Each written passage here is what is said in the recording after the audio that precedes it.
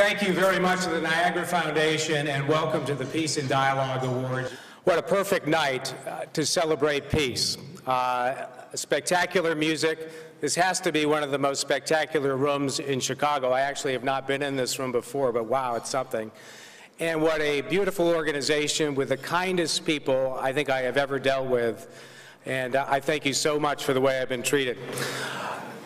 Chicago is a global community, and it's becoming one more and more. So the work of the Niagara Foundation is more important than ever before. Tonight is about promoting peace, promoting dialogue, education, community service, diversity, and understanding. Tonight's honorees have all established relationships that bridge barriers between us and people within the community, and we are here to recognize that important work and to encourage more of it. Secretary of State Jesse White is the co-chair of tonight's event. He really wishes he could be here. He apologizes that he couldn't. He sent a letter of recognition that we're going to read tonight. The welcoming remarks will come from City Clerk Susana Mendoza. Please give her a warm welcome. She exudes warmth and a positive energy force that I think is perfect for this night. Susana? Good evening, everyone. I am actually very honored tonight to be able to be the individual who is charged with reading the message from one of the favorite people in my world, and that is Secretary of State Jesse White. So on his behalf, if you will entertain me to be able to give that message, I will start right now. Dear 2011 Niagara Peace and Dialogue Awards attendees, welcome to the 5th Annual Niagara Peace and Dialogue Awards. The Niagara Foundation is a prestigious organization with a great mission to bring the people of our society together for a greater good. Last year, I had the honor of receiving the Lifetime Leadership Award, and I am honored to serve as co-chair for this year's celebration. This meaningful ceremony highlights the fearless leaders who utilize their professional agencies to put the mission and vision of this organization into action. This year's honorees: Illinois Attorney General Lisa Madigan, Daniel Walker, Pritzker Chair of Asian Art and Curator of Islamic Art, and Christa Mayor Thurman, Curator of Textiles for the Art Institute of Illinois, and Eleanor Roosevelt, Vice President of Global Corporate Citizenship for the Boeing Company, and Dirk Ficca, Executive Director for the Council for a Parliament of the World's Religions. All illustrate what it means to lead by example. Each honoree has demonstrated their belief in the service to humanity, and we recognize that our city and state would not be as great without their contributions. I applaud the Niagara Foundation and wish you continued success. Sincerely, Jesse White, Secretary of State.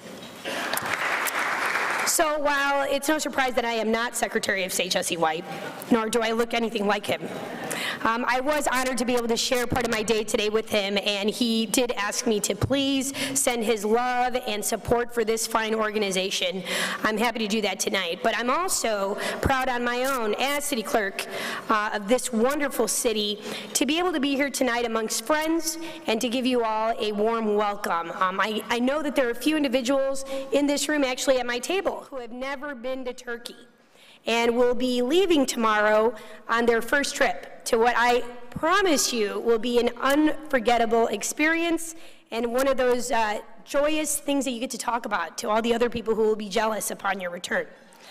I did say that for those of you who haven't been, if you're going tomorrow, in case no one has told you this, the best piece of advice this clerk will ever give you is to bring an extra empty suitcase, because you will be coming back with really beautiful gifts and things that you're going to want to keep for yourselves and actually not give up to anyone else. But this is all about creating peace, and I encourage you to see what it is to be in another country like Turkey, where there are many misconceptions that we have in this country as to the people, as to the culture, as to what even Turkey looks like. They have incredible topography. No matter what region of the country you're in, you're going to see some of the most beautiful things you've ever seen. When you go to one place and marvel at the wonders, you'll think this is the most beautiful thing you ever saw until the next day, that you see something else that might even top that. So, but what cannot be topped from my experience, the 3 times I've been there, is the warmth and the welcome that you will receive and see amongst the people of Turkey. That is evident every day in the Niagara Foundation. And the friendships that I've made over the years with folks from the Niagara Foundation aren't just, they're certainly not political friendships. These are lifelong friendships. They're people that I certainly welcome to my family table. And they're folks that make me just feel better about being alive. So I want to say the message that you talk about when it comes to peace, and for all the honorees tonight who strive for that, you live it every day in how you treat your fellow human being, regardless of ethnicity, regardless of religious preference, regardless of anything. It's all about understanding, peace, and the human spirit. So I want to say thank you for what you've taught me, and certainly welcome to everyone tonight. Thank you. Dear honors of tonight, dear loved ones and guests, consul generals, presidents, commanders, agents, community and faith leaders, educators, professors, dignitaries, and valuable guests. On behalf of Niagara Foundation, I'd like to welcome you to the 2011 Peace and Dialogue Awards ceremony. We welcome you all this evening to an event devoted to promoting peace in the world and enhancing dialogue among the different faiths and cultures. Our hope is rather simple. Our wish is for all of us, as divergent as we are, to live together in peace and harmony. The reason for our gathering here tonight is simple but noble. We are here to honor and recognize very inspiring individuals and groups who dedicated themselves to peace, community service, education, and positive dialogues. We, as the Niagara Foundation, feel profoundly honored to present them with the awards they so justly and completely deserve. This evening, we would like to award those who are outstanding contributors of peace and dialogue. Let us pay tribute to these individuals for their tireless dedication, devout commitment, and enormous efforts. These are the very individuals we applaud tonight. They share our common interests. These are the men and women we honor this evening. We value their dedication. We salute their courage. We pay tribute to their continuous support and dedication. They have demonstrated their commitment and dedication to peace and dialogue. Let their devotion and courage be an inspiration to us all, and may others follow in their footsteps. And who knows, maybe this annual event will encourage a little competition among the Chicagoan leaders to do more and more good for our community. We feel the responsibility of applauding these heroes. This is our time. If I don't work on peace, if you don't work on peace, how we will have a world that we are proud to show to our future generations? I consider it a great privilege to be in their presence tonight, and would like to congratulate our honorees and thank them once again for their impressive work. Niagara Foundation really likes all of you from its soul. We love our friends, neither with our heart nor with mind. Perchance heart stops, mind forgets. We love our friends with our soul. It never stops nor forgets. Thank you, and enjoy the night.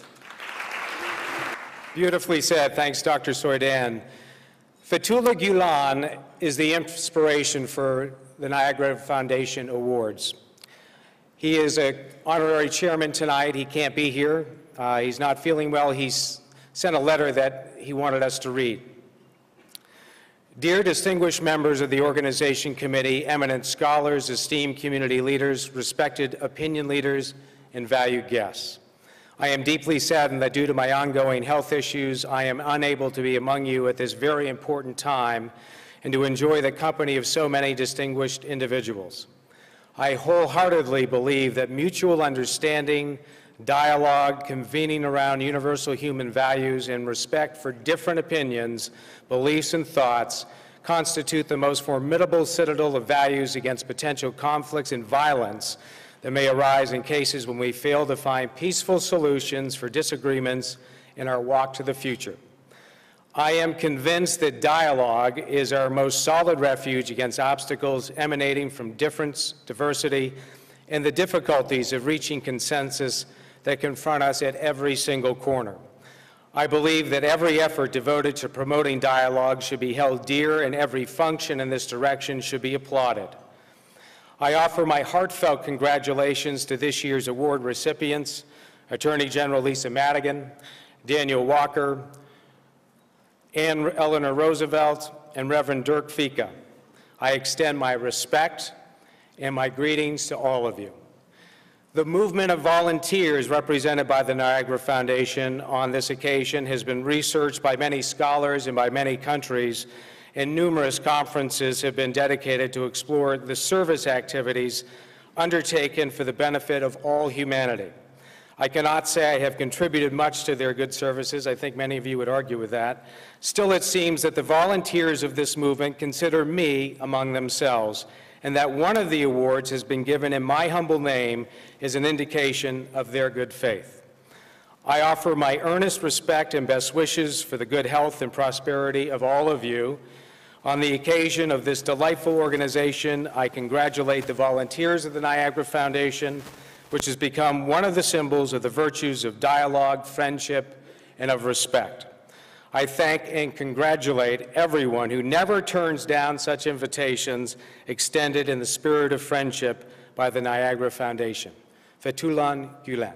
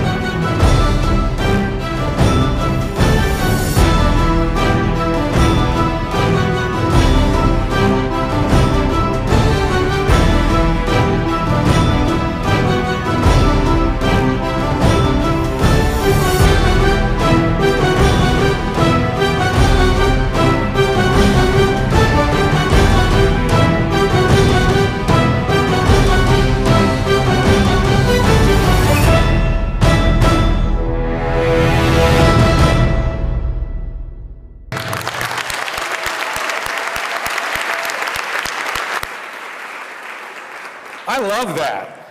That was really well done, whoever did that. Very well done, very impressed. Let's give out some awards. These are beautiful awards, and some great people are getting them tonight. So let's begin with the Niagara Community Service Award, which will go to Illinois Attorney General Lisa Madigan.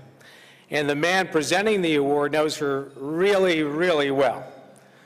Her father, Speaker of the House of Representatives in the great state of Illinois, Mr. Mike Madigan. There was a prepared script that I was supposed to read for this purpose, and the script extolled the accomplishments of Lisa. I've decided not to use the script because I simply want to tell you that Lisa is my daughter.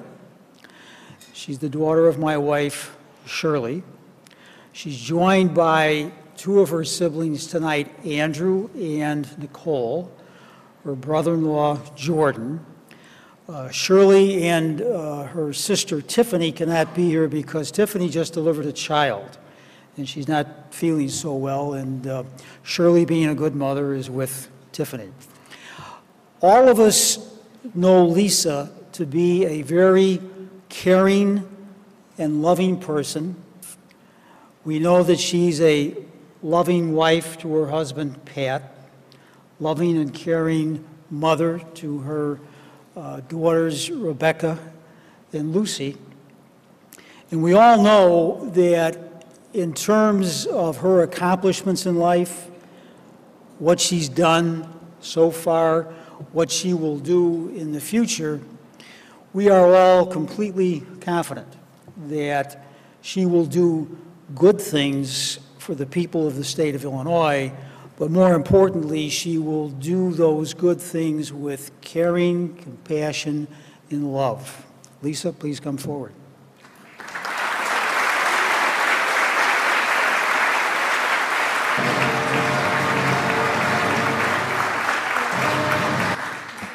I strongly encourage everybody to have an opportunity to be introduced by one of their parents. But really, it's quite an honor because, as many of you know, my father, while he has been in public life for many years, in fact, for as long as I've known him, rarely goes out to events. And so for me, his very presence here is really an honor and a treat. But I want to say that this award means very much to me. It is very humbling to receive an award from an organization that is so focused on a mission that I believe is one of the most important missions anybody in the world can have at this point in time.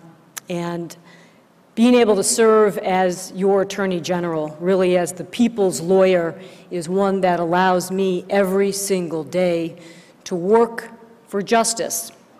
And I remember growing up, I don't see them as much anymore, but I really want to find one to put on my car. You know, there are those bumper stickers.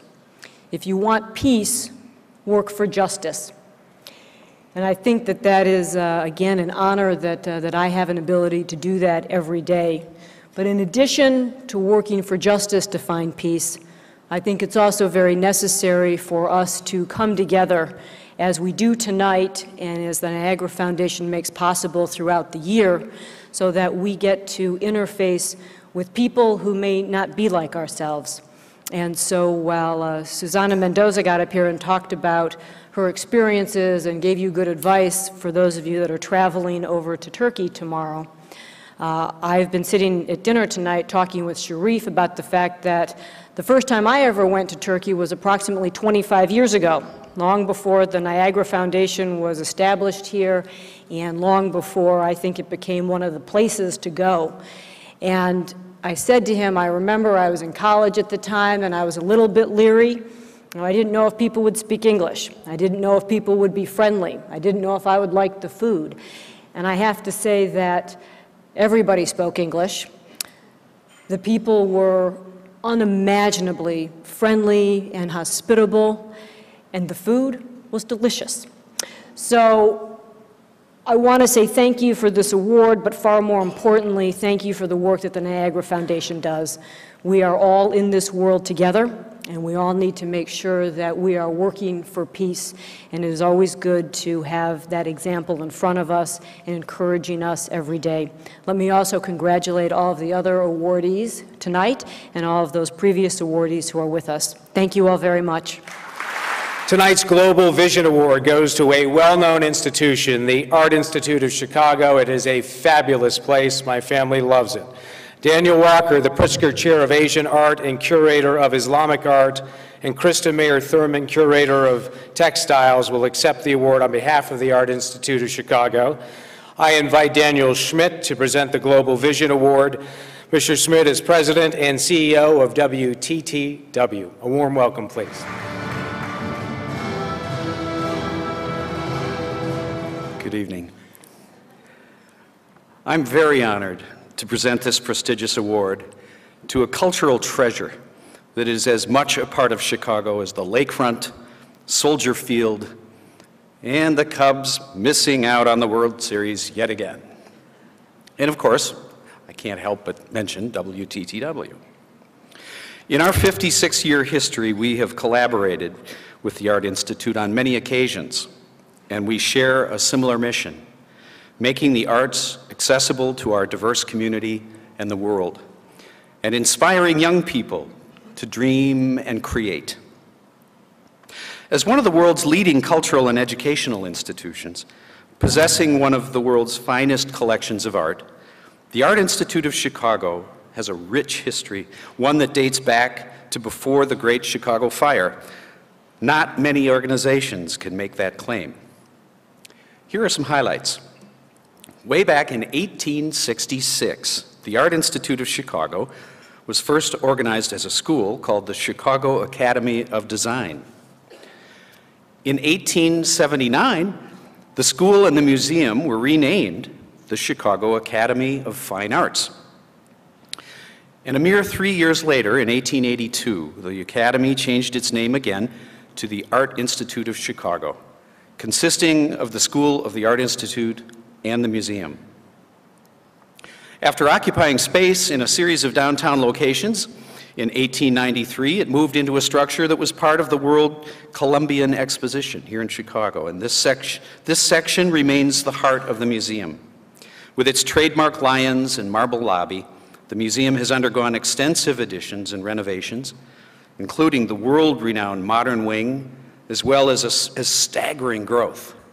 From an original membership of only 1,100, the Art Institute now boasts 100,000 members and more than 1.8 million local, national, and international visitors a year. And now a few words about Daniel Walker, who is here tonight, as you know, from the Art Institute to accept this award. Daniel came to the Art Institute in October 2010 with an appointment as the Pritzker Chair of Asian Art and Curator of Islamic Art and Chair of Christa C. Mayer Thurman Curator of Textiles. Prior to coming to Chicago, he served for 4 years as Director of the Textile Museum in Washington, D.C. Before that, he served for 17 years as head of the Department of Islamic Art at the Metropolitan Museum of Art in New York City and held an endowed chair named for donor Patty Cadby Birch. He also served as curator of ancient, Near Eastern, and Far Eastern art at the Cincinnati Art Museum and has degrees from Bowdoin College and Harvard University, and his military service included Persian language training and a 2-year assignment as an Army officer in Iran.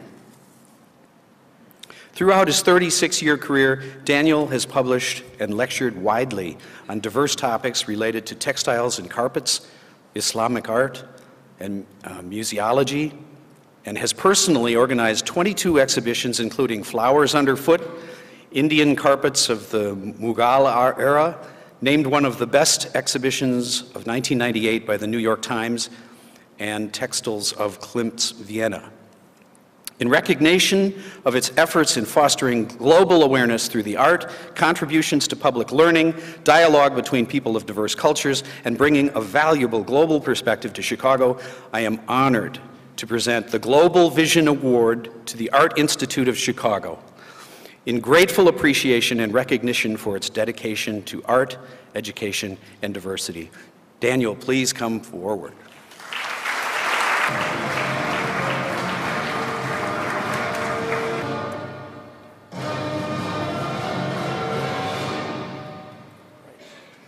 Good evening, friends, and thank you, Daniel Schmidt, for your very kind introduction. I'm very proud to stand before you this evening as a representative of the museum, and on behalf of our leadership, Douglas Druick, our president, and Eloise W. Martin, director, and Thomas Pritzker, the chairman of the Board of Trustees, I extend our sincere gratitude and deep humility for this most distinguished award. We are especially honored to be recognized for our role in the civic life of this great global city, as well as for our work to bridge cultures and shine a spotlight on the diversity of human creative achievement that is reflected in our mission, our permanent holdings, and our dynamic schedule of special exhibitions and programs. As the second largest art museum in the country and the largest art museum in the Midwest, we welcome more than 1.8 million local, national, and international visitors each year to view our celebrated collection in a world-class setting. From iconic works such as American Gothic, which you saw on the screen, and Sunday Afternoon on La Grande Jatte, which you also saw on the screen, to our renowned photography holdings and distinguished collections of Asian art spanning 5 millennia, there is something for every art enthusiast to learn from and experience at the Art Institute of Chicago. As many of you may know, recent years have been marked by the largest expansion in the museum's history with the construction of the modern wing, a light-filled addition that dramatically enhanced our ability to present our collections of modern and contemporary works in their most ideal setting. With this growth, we were able to reimagine the museum across all departments, from the Roger L. and Pamela Weston Wing and renovated Japanese art galleries in 2010, to the more recent expansion of the African art and American art of the and Indian art of the Americas Gallery this past summer. Objects that had long been tucked away in storage or hard to find places have been brought out into the light and are now shown in their true glory through state-of-the-art installations that have set a new standard for us and for museums across the globe. Speaking of light, I do hope that you are able to visit the museum over the course of the last year to experience Public Notice 3, a meditation on religious tolerance that was conceived of and installed through LED displays on the Women's Board Grand Staircase by Jitish Kalat, a contemporary Indian artist. This monumental installation, which was extended twice due to popular demand, commemorates a speech given in that very space by Swami Vivekananda at the 1893 World's Columbian Exposition, exactly 108 years to the day before the September 11th attacks. Like so many works in our collection, Public Notice 3 served to inform, elucidate, and inspire conversations about who we are as global citizens, our challenges and our successes, our dreams, and our visions for the future. I speak confidently on behalf of the museum when I say that our commitment to a global vision and an inclusive vision has never been stronger. Under Douglas's leadership, we will develop new ways of presenting the collection, scholarship, and programs that are at the heart of our mission in order to nurture the next generation of artists and art enthusiasts. We will welcome new audiences of all backgrounds to our great global city through landmark exhibitions that explore everything from conceptual art and impressionism to the royal arts of Jaipur. And we will work with our partners here and abroad to support creativity, ingenuity, and expression through the study and appreciation of visual art. This award carries with it a tremendous responsibility to uphold that commitment, and we offer our most sincere thanks to the Niagara Foundation for its endorsement of all that we have done and for its faith in all that we intend to do, now and in the future. Douglas, Tom, and the rest of the museum family join me in congratulating our fellow honorees and in thanking you once again for recognizing the Art Institute of Chicago with the Niagara Global Vision Award. Thank you very much. The Niagara Commitment Award will be received by Eleanor Roosevelt. She served as the Vice President of Global Corporate Citizenship for the Boeing Company. I invite Paul Green to present this award. Professor Green is the chair of the Political Science Department at Roosevelt University and the chairman of the City Club of Chicago. Please welcome Paul Green. It's a great honor for me to give a brief bio to Eleanor Roosevelt. I'm probably the only person that calls her Annie, which I shouldn't. You all know about her background. A family that has some political history in a city where no family has any political history. We don't follow those rules. Just because Roosevelt University is sitting over there where I work and named after her grandpa, I think it's just a remarkable family.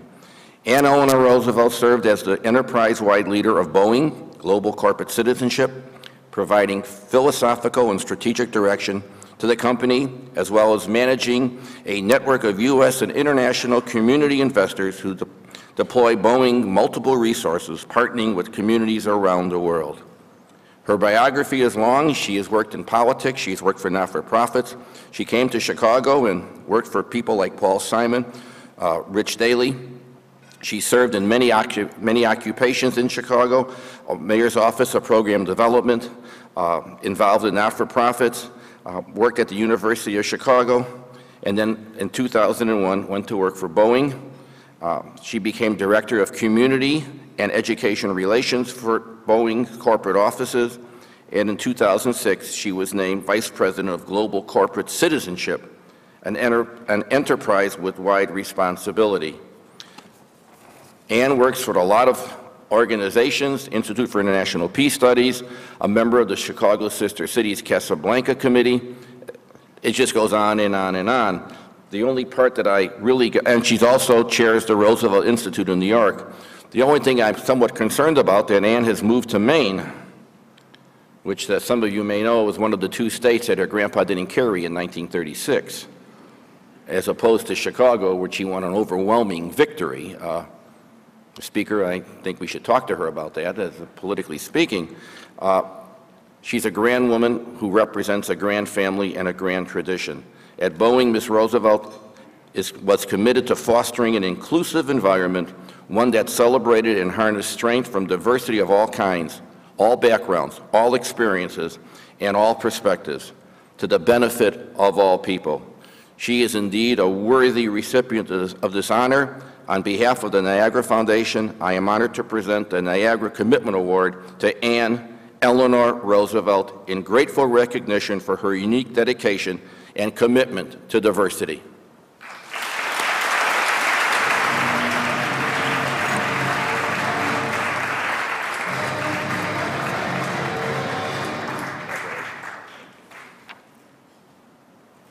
Thank you, Paul, for your kind and way too long introduction.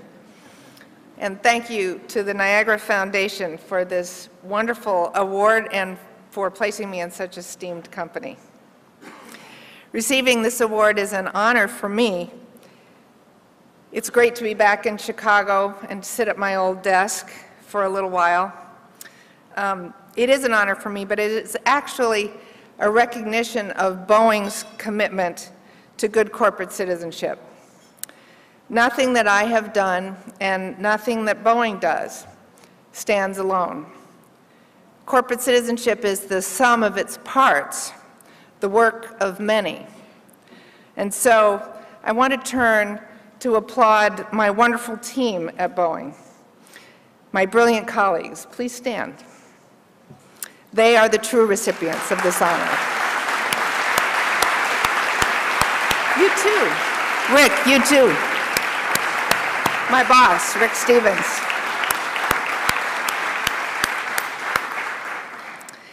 Our world is experiencing tremendous social, political, environmental, and economic challenges. To solve these complex issues will require that business, government, and the nonprofit community all work together. Organizations like Niagara, whose missions are to bring many diverse voices together, can certainly play a significant role in bringing about those conversations that stimulate necessary collaboration. Boeing recognizes the value diversity brings to our ability to be competitive in the global marketplace and to provide the high-quality products and services that our customers have come to expect. Diversity is not something that you do well one day and not the next. It is the way we consistently listen to, accept, and respect others that is woven into our work culture and our partnerships in communities around the globe. I'm proud that Boeing has been recognized by the Human Rights Campaign Foundation for providing an inclusive, non-discriminatory workplace. Several professional magazines, including Minority Engineer, rank Boeing among top employers that provide a progressive work environment for minority groups, including people with disabilities.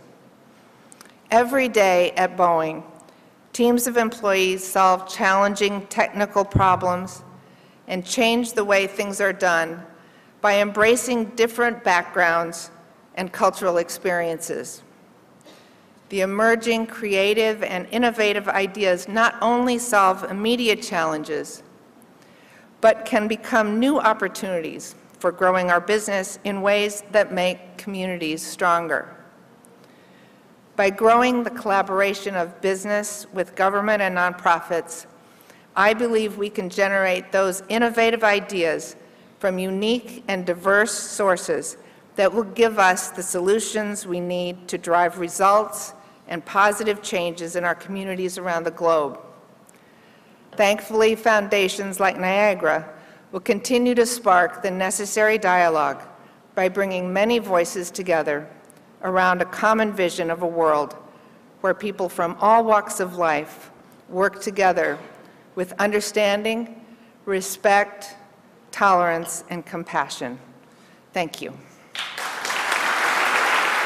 And now the Fethullah Gulen Award. And before we give the award, let's take a moment to look back and talk about the man. Fethullah Gulen was born in the small village of Curator in eastern Turkey in November 1938. Known by his simple and austere lifestyle, Mr. Gulen has been, from his earliest years, a gifted Islamic scholar and thinker and a creative writer and a poet as well. His father taught him Arabic and initiated his profound love of the Prophet Muhammad and his companions. Later, he continued his studies under the guidance of some of the most prominent Islamic scholars in all of eastern Turkey. He received further training in the religious sciences. He was so distinguished himself that he was asked to begin teaching when he was only 15 years old. He did so while contributing and continuing his studies in the religious sciences. Blessed with an extraordinary speaking skill, even at a young age, he was recognized as one of the most accomplished Islamic preachers in the early 1950s. Gulen devoted his life to trying to solve society's ills and spiritual sufferings, and he had a lot of work ahead of him. Inspired by the establishment of many charitable organizations, he served the welfare of the underprivileged. He published a number of well-known books, most of which remain on the bestseller list in Turkey today, and have also been translated into English as well. These include The Infinite Light, Questions, Toward the Lost Paradise, and Truth Through Colors.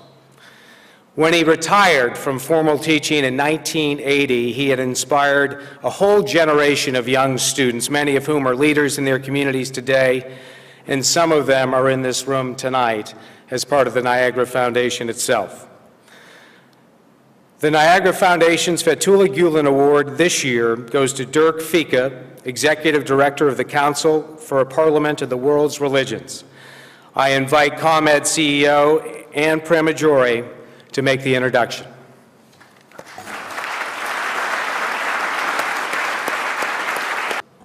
Good evening. For a moment there, I thought they were going to leave me out. It is my honor to present this year's Niagara Foundation Fethullah Gulen Award. As you know, Mr. Gulen is Niagara Foundation's honorary president, and he's the honorary chair of this event. The Niagara Foundation is really the embodiment of his ideas and aspirations. Mr. Gulen is a Turkish Muslim scholar and opinion leader. He grew up with an insatiable curiosity, a love of education and knowledge, and a concern for people demonstrated through a keen interest in the political and social events in the outside world. Mr. Gulen uses the lovely metaphor of a crystal chandelier in his discussions on diversity and inclusion, the various pieces of crystal representing different cultural and religious segments, and the chandelier, the functional object of beauty created by the magnificent and powerful coalescence of the parts. His ideals and beliefs are shared by and are part of the integral structure of the Niagara Foundation. The Foundation's Fethullah Gulen Award is the most prestigious award that it gives, and it's my honor tonight to present this award to Reverend Dirk Ficca. Reverend Ficca serves as the Executive Director of the Council for a Parliament of the World's Religions, an organization whose mission is to spur engagement and foster harmony among the world's religions. Reverend Ficca is an ordained Presbyterian minister, and prior to joining the Council, he served for 11 years as pastor of the First Presbyterian Church of Benton Harbor, Michigan. Reverend Ficca is also an instructor at DePaul University, the Lutheran School of Theology, and Garrett Evangelical Theological Seminary. In his leadership role at the Council, Reverend Ficca worked closely with the religious and spiritual communities of the Chicago metropolitan area to plan and organize the 1993 Parliament of the World's Religion event in Chicago. The event was the centennial of the first Parliament, which was held in 1893 as part of the World's Fair Columbian Exposition in Chicago.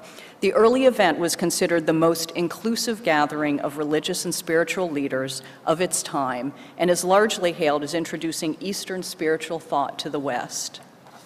Given the enthusiasm generated by Reverend Ficca's 1993 Parliament, the Reverend has not only led the Council's efforts to build a vibrant interreligious movement in Chicago, he has organized other Parliament events around the world, including in Cape Town, South Africa in 1999, Barcelona, Spain in 2004, and Melbourne, Australia in 2009. In 2010, Reverend Ficca was honored with an Interfaith Visionary Award by the Temple of Understanding. This important award is given to individuals who are looked upon as pioneers in generating dialogue among different faiths. Reverend Ficca shares the distinction of receiving this award with the Most Reverend Desmond Tutu. Reverend Ficca is so richly deserving of the Fethullah Gulen Award, and he excels in his mission because, as he has expressed in his own words, he knew at an early point in life that this is the work to be committed to for the rest of my life. Please allow me to express congratulations to Reverend Dirk Ficca.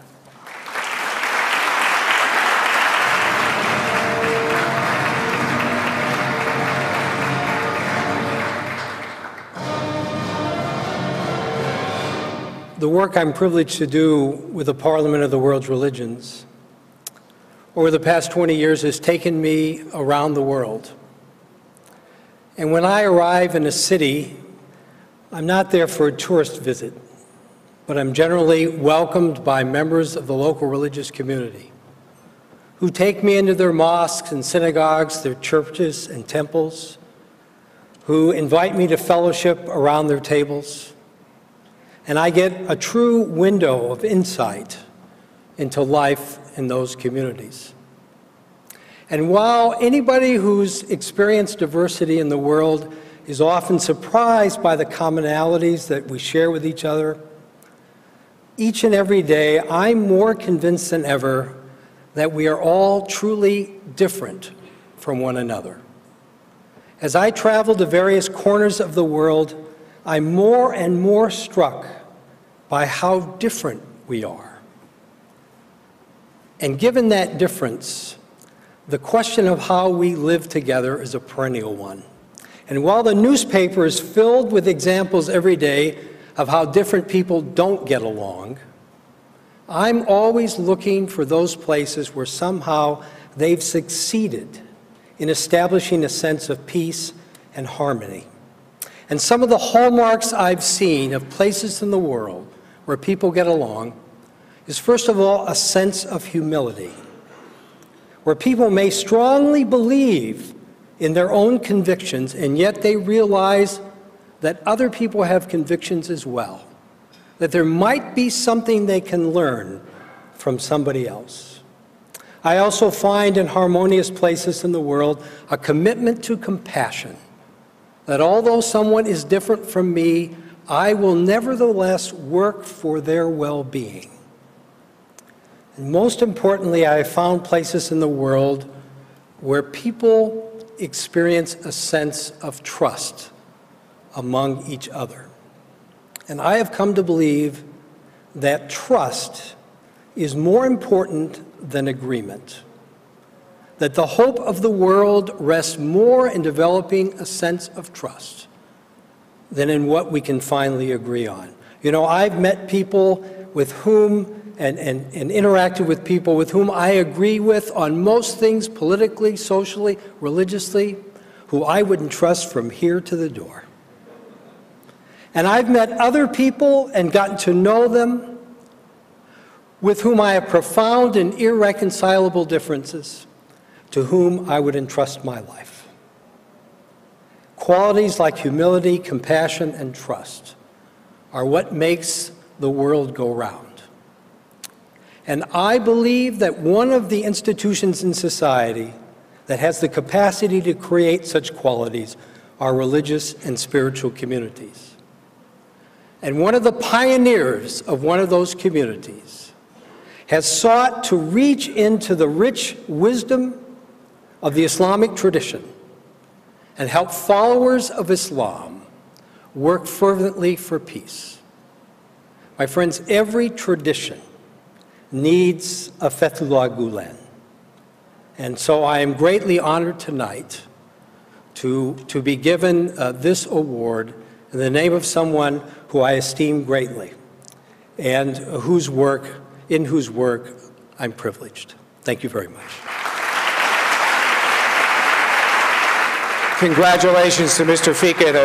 A beautiful speech. A lot of great messages. Thank you so much. And congratulations to all the honorees tonight. It was a fabulous night. I want to invite a colleague of mine, Bob Ryan, Vice President of Comcast, to come on up to say some final words. And then I'm going to have to head back and do the news at 10 o'clock. But thank you so much for letting me be part of your evening. Congratulations to all of the honorees and to the Niagara Foundation for the fabulous work you do, the humility, the respect. All of the words that Mr. Ficca talked about is just obvious in your organization, whomever you meet there. So thank you so much. Ladies and gentlemen, Bob Ryan. Personally, and on behalf of Comcast, I'd like to extend our thanks and congratulations to tonight's honorees. Each exemplifies the best aspirations and accomplishments of humankind. Their dedication, commitment, and willingness to sacrifice their time and their talents to the betterment of their communities has immeasurably improved the fabric of our lives here in Chicago and Illinois and beyond. Their recognition by the Niagara Foundation tonight is well-earned and wholly appropriate given Niagara's focus on improving communities throughout the world. And now, in the certain knowledge that a closer should close, and in the knowledge that I'm all that stands between you and your homes, I will bid you a good evening and a safe journey home. Thank you.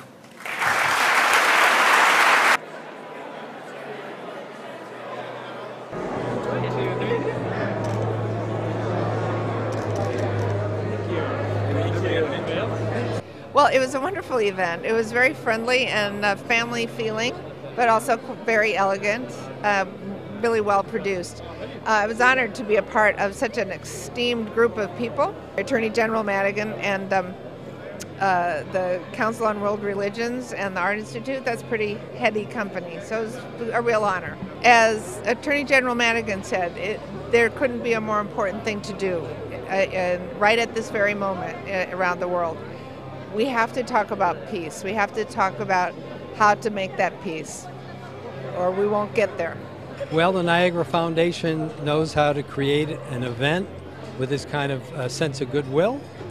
And the spirit of His Excellency Fethullah Gulen was here. Well, it's very much an honor to receive such a distinguished award from the Niagara Foundation. The foundation that is so important, I think, in our times because of, the unfortunate amount of turmoil and unrest throughout the world, that the Niagara Foundation is working very hard to bring people of different backgrounds and different religions together to have that dialogue so that we can learn more about each other and live in our world peacefully. So it is very much an honor to receive this award tonight.